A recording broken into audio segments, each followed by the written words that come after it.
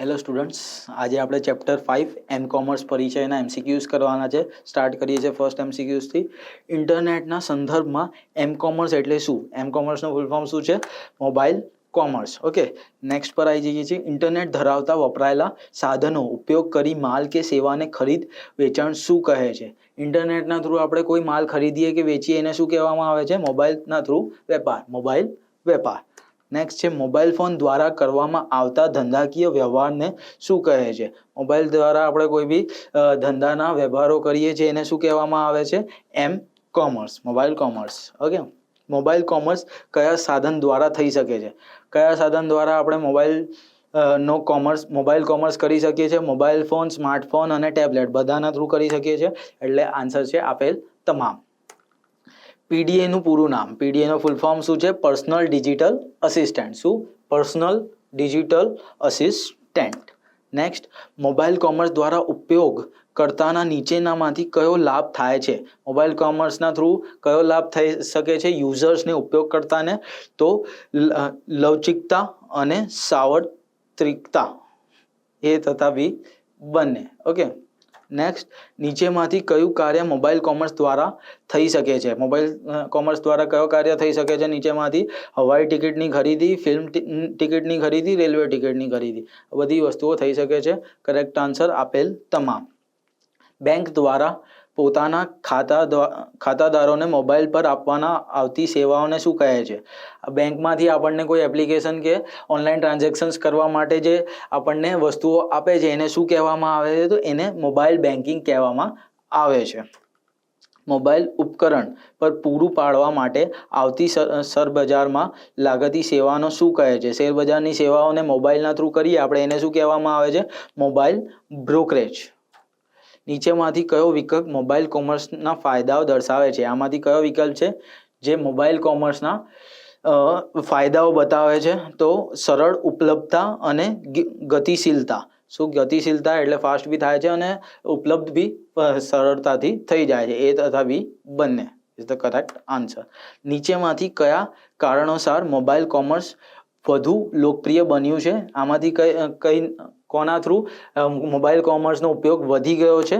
તો સરળ ઉપલબ્ધતા, તત્કાલ ઇન્ટરનેટ, 3G જેવા, હવે તો 5G જેવા ઝડપી ઇન્ટરનેટ સેવાઓ મળી શકે છે. એટલે આન્સર શું છે? આપેલ તમામ. નેક્સ્ટ, મોબાઈલ કોમર્સની મર્યાદા ડેશ છે? આમાંથી કઈ મોબાઈલ કોમર્સની મર્યાદા છે? સ્ક્રીનનું કદ. સ્ક્રીનનું કદ એટલે આપણે બહુ વધારે પડતી વસ્તુઓ જોઈ શકતા નથી મોબાઈલ્સના થ્રુ એક સમય ઉપર.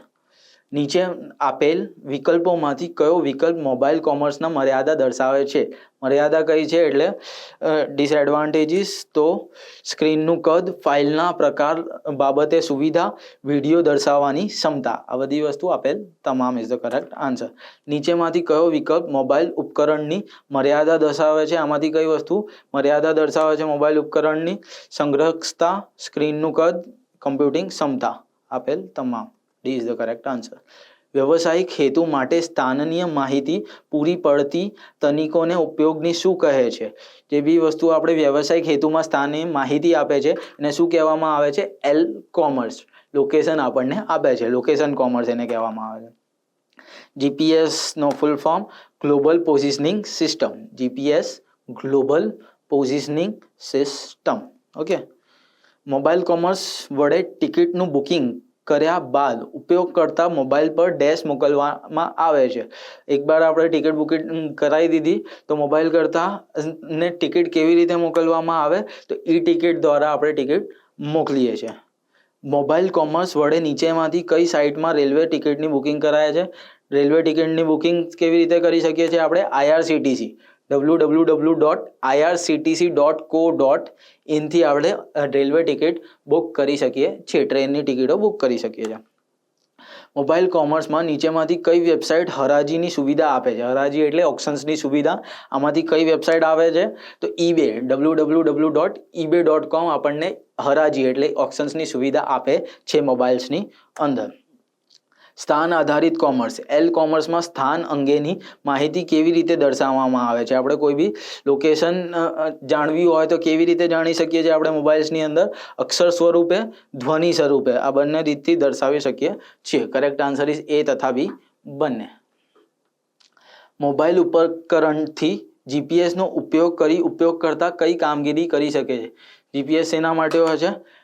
લોકેશન માટે. તો પહેલાં તો છે પોતાના સ્થળના આધારે લોગિન કરી શકે છે, અન્ય વ્યક્તિનો સ્થાન શોધી શકે છે, બેંક, હોસ્પિટલ કે કોઈ બી નજીકની જગ્યાએ આપણે શોધી શકીએ છીએ. તો કરેક્ટ આન્સર ઇઝ આપેલ તમામ.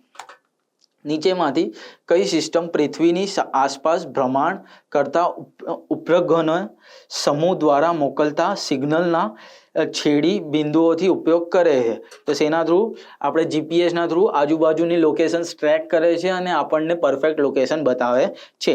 કોના થ્રુ? જીપીએસ. મોબાઈલ ઉપકરણની સ્થિતિ જાણવા માટે કઈ પદ્ધતિનો ઉપયોગ થાય છે? મોબાઈલ ક્યાં છે એટલે કેવી રીતે છે? તો એ શેના થ્રુ આપણે જાણી શકીએ છીએ? જીપીએસના થ્રુ આપણે જાણી શકીએ છીએ મોબાઈલ અને કેવી રીતે, ક્યાં અને કેવી રીતે પડ્યો છે. વાઈફાઈ એટલે શું? વાઈફાઈ એટલે વાયરલેસ ફિડેલિટી. વાઈફાઈનો ફૂલ ફોર્મ શું છે? Wireless fidelity. નેક્સ્ટ, નીચેમાંથી કઈ પદ્ધતિમાં સેટેલાઇટ ટ્રેકિંગ સિસ્ટમ ઉપયોગ થાય છે? આમાંથી કઈ વસ્તુમાં સેટેલાઇટની ટ્રેકિંગ પદ્ધતિ યુઝ થાય છે? જીપીએસ ગ્લોબલ પોઝિશનિંગ સિસ્ટમ શું છે? સેટેલાઇટ્સના થ્રુ જ કામ કરે છે. નેક્સ્ટ છે, જીપીએસ સિસ્ટમ કેટલા મીટરની રેન્જમાં ઉપકરણનું સ્થાન દર્શાવી શકે છે? જીપીએસનો સિસ્ટમ કેટલા મીટરની જગ્યાની એ શોધ કરી શકે છે? તો 500 મીટરની જગ્યાના આજુબાજુના કઈ બી વસ્તુ એ દર્શાવી શકે છે. જ્યારે જીપીએસ સિગ્નલ અલ્પ કે અવરોધપૂર્ણ હોય ત્યારે મોબાઈલ ઉપકરણ ડેશ તરફથી મળતા સિગ્નલનો ઉપયોગ કરે. કોનો ઉપયોગ કરે છે? મોબાઈલ ટાવર્સનો યુઝ કરે છે આપણે સિગ્નલ્સ જોવા જીપીએસના થ્રુ ત્યારે. સ્થાન આધારિત વાનગીઓ ઉપયોગ કરવા માટે મોબાઈલ ઉપકરણ શેની સુવિધા હોવી જોઈએ? મોબાઈલમાં શેની સુવિધા હોવી જોઈએ? આપણે સ્થાન એટલે લોકેશન ટ્રેક કરાવવાની છે, તો જીપીએસની સુવિધા હોવી જોઈએ. મોબાઈલમાં એક સ્થળથી બીજા સ્થળે સુધીનો દિશા સૂચન ડેશ વડે થાય છે. એક સ્થળથી બીજા સ્થળ સુધી જવું છે તો આપણે શેના થ્રુ? નેવિગેશન્સના થ્રુ આપણે એ વસ્તુ જઈ શકીએ છીએ. ઈ કોમર્સમાં ઓનલાઈન ખરીદી કરતા સમયે આપવામાં આવતી અંગત માહિતી ક્યાં મોકલવામાં આવે છે? જે બી આપણે આપણી માહિતીઓ આપીએ છીએ ત્યારે એ ઓનલાઈન માહિતી ક્યાં જાય છે? વેપારીના સર્વર ઉપર એ માહિતીઓ જાય છે, જે બી યુઝર નાખે છે એ. ઈ કોમર્સ ઓનલાઈન ખરીદી સમયે વેપારી સર્વર અંગત માહિતી કોના દ્વારા કાર્ડ આપનાર બેંકને ખરાઈ માટે મોકલે છે? બેંક પેમેન્ટ ગેટવેને એ મોકલે છે. જે બી એ ટ્રાન્ઝેક્શન્સની હિસ્ટ્રી છે, જે ટ્રાન્ઝેક્શન સક્સેસફુલ થયા છે એની માહિતી પેમેન્ટ ગેટવેને મોકલશે, જેના થ્રુ એને કન્ફર્મેશનનો મેસેજ આવી જશે. નેક્સ્ટ, ઈ કોમર્સ ચૂકવણી માટે કયા વિકલ્પોનો ઉપયોગ થાય છે? ઈ કોમર્સમાં ચૂકવણી કરવા માટે credit card, debit card, online banking આ બધી વસ્તુ યુઝ થઈ શકે છે. એટલે કરેક્ટ આન્સર ઇઝ આપેલ તમામ. નીચેમાંથી કયો વિકલ્પ એમ કોમર્સ સુરક્ષાનો મુદ્દો દર્શાવે છે? એમ કોમર્સની સુરક્ષાનો મુદ્દો આમાંથી કયો વિકલ્પ દર્શાવે છે? તો ગુપ્તતા, અખંડિતતા અને અધિકૃતતા અને અસ્વીકાર આ બધી વસ્તુઓ એમ કોમર્સના સુરક્ષા માટે આવે છે. એટલે આપેલ તમામ. અધિકૃતતા ઉપયોગકર્તા વાંચી ન શકે તે માટે માહિતીને ગુપ્ત રાખવાની પદ્ધતિને સુરક્ષાના કયા પ્રકારના તરીકે ઓળખવામાં આવે છે? કોન્ફિડેન્શિયલિટી, ઇન્ટિગ્રિટી, નોન રેપ્યુટેશન કે ઓથોરાઇઝેશન? તો કરેક્ટ આન્સર ઇઝ ગુપ્તતા, કોન્ફિડેન્શિયલિટી, જેના થ્રુ શું થાય છે? ઇન્ફોર્મેશન એન્ક્રિપ્ટેડ ફોર્મેટમાં કન્વર્ટ થઈ જાય છે. વિતરણ દરમિયાન વિઘટનને અકસ્માતથી કે દૂષિતથી ઇરાદાઓથી બદલવામાં આવ્યા નથી કે તેની સાથે કોઈ ચેડા કરવામાં આવ્યા નથી, એને સુરક્ષાનો કયો પ્રકાર કહેવામાં આવે? કોઈ બી એમાં ડેટામાં કન્વર્ઝન થયો નથી, ડેટા જે છે એનો એ જ છે. એ કેવી રીતે આપણે જોઈ શકીએ? અખંડિતતાથી આપણે એ વસ્તુ જોઈ શકીએ છીએ. માત્ર અધિકૃત ઉપયોગકર્તા જે સિસ્ટમ ઉપયોગની પરવાનગી આપવામાં આવે તે સુરક્ષા કયો પ્રકાર દર્શાવે છે? તો અધિકૃતતાથી એ દર્શાવે છે.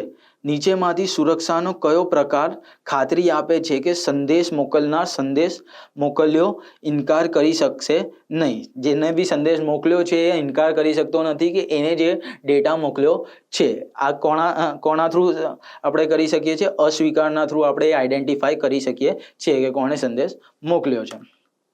ઇન્ટરનેટ ઉપર માહિતીની ગુપ્તતા રાખવી કઈ પ્રક્રિયા કરવામાં આવે છે? ઇન્ટરનેટ ઉપર આપણે જે બી ઇન્ફોર્મેશન્સ નાખી છે એ સુરક્ષિત રાખવા માટે, ગુપ્ત રાખવા માટે કઈ વસ્તુની યુઝ કરીએ છીએ? આપણે ક્રિપ્ટોગ્રાફીનો યુઝ કરીએ છીએ, એન્ક્રિપ્ટેડ ફોર્મેટમાં કન્વર્ટ કરી દઈએ છીએ.